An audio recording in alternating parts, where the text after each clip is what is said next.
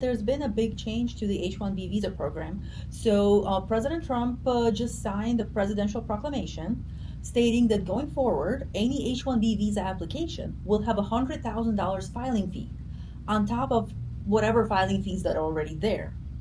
That also includes renewals of the H-1B visa, and it seems like it's going to be an annual fee that the companies would have to pay. Now, it's not the employee or the immigrant that pays this fee, it's the company that pays this fee. However, it poses a huge problem for people who are trying to find employment in the United States, for people who are, international students who are hoping to get a job here after they graduate, because many smaller companies will not be able to afford this fee. This is a tremendous increase. And only very large companies would be able to afford this, and for a much smaller number of employees.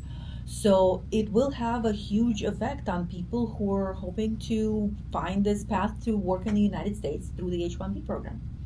So, but we will continue to monitor the situation, and we'll probably have more updates next week once we find out more, and once we learn more details as to how it will actually be implemented and how the situation is going to develop.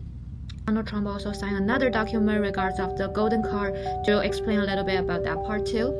This looks like also a work-related visa type. If the company pays $1 million for somebody, that they could stay in the United States forever. We would need to wait and see to get more details about this, because right now what we hear on the news is very brief, and we don't know exactly how it's going to work and who's going to be responsible for paying this fee. Is it going to be tied to a job or to a company, or is it tied to a person, to the employee, to the person who is immigrating to the United States? So we don't yet know all the details, but once we find out, we will definitely update.